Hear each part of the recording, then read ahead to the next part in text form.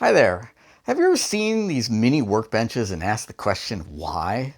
Why would anyone build one of these? What's the use? Maybe it's obvious to you, but it sure wasn't to me when I first saw one. I already had a full-size workbench that could do almost anything, and why would I want this thing? So I got started on this when I went to build one of those so-called Moxon vises.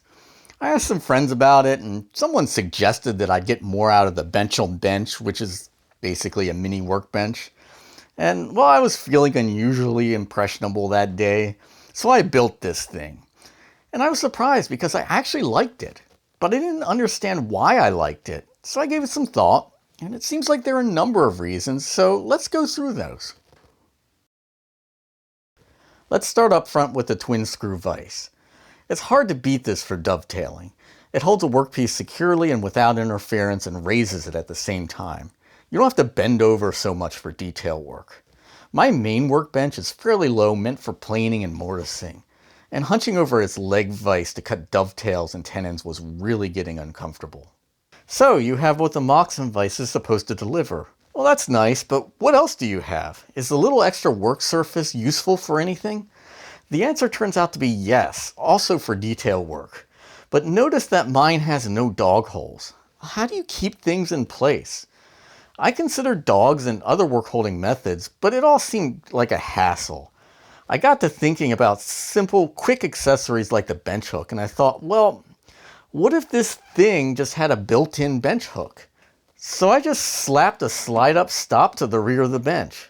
If I want to do some sawing suited for a bench hook, such as cutting the waste from a tenon cheek, I just put it up there. It's not just for sawing. When I need support for paring off something with a chisel, it's right there. When dovetailing, I can use it as a riser when I'm marking the pins from a tailboard. And sometimes I need to shove a workpiece into a corner, so I clamp a scrap to one of its sides. So great, but there's one detail that might be key. I rarely adjust the stop or move it out of the way. This is a nice combination of being good at a few particular jobs with minimal setup time.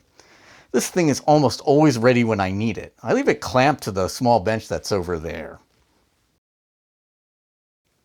Let's talk a little bit about the design. I see a lot of mini benches that try to cram in tons of features. They tend to be riddled with dog holes with maybe a little vise on the side. Well, how useful is this? For a luthier or carver, that could have advantages. But I'm not one of those, and I don't feel the need to add features based on any purely theoretical needs. So I'd say, don't overthink it. If you make a simple enough design, you'll probably be able to modify it as you see fit. Related to this is a question of how you're going to build a mini bench. If your design is complicated, you might hesitate to even get started. Most mini bench designs that you see have a trestle base, much like full-size workbenches. For this scale, I don't see a need for that much complexity. Unlike a full-size bench, you're not going to have a shelf, and there's no structural benefit to this. Still, there is an advantage to having at least some of the underside accessible because you can clamp stuff to the top. So I just made an inverted U shape with the front becoming one chop of the vise. With wood this thick, flexing is unlikely to be a problem, but to keep things in line, I made two stretchers across the bottom attached with mortise and tenon joints.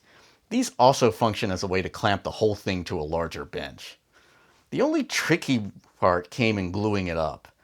I started with simple edge joints on the top and the front.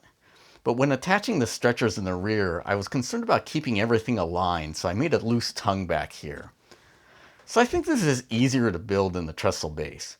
You don't need much wood. I used about $10 worth of southern yellow pine and a small piece of maple for the front vise chop. If you don't have a plow plane to help make a loose tongue in the rear, you can always use loose tenons or even dowels to keep it aligned as you're gluing it up. The only extravagance here is the bench-crafted hardware.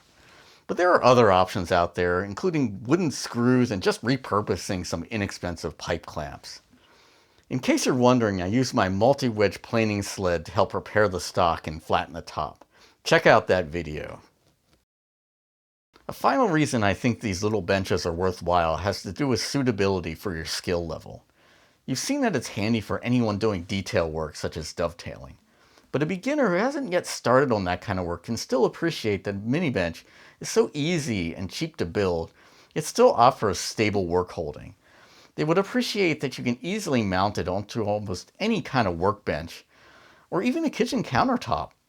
When I think back to my first weird workbench, I believe this would have been way better than the face vise that I ended up installing. Now, think of how you grow as a woodworker. The Mini-Bench is useful at every stage. Most folks build a couple workbenches as they progress, but this thing is independent of your full-size bench, and as a bonus, it's portable. So to sum it up, I think there are elements of utility, convenience, ease of build, and flexibility all at work here. It really could be worth your time to build a Mini-Bench.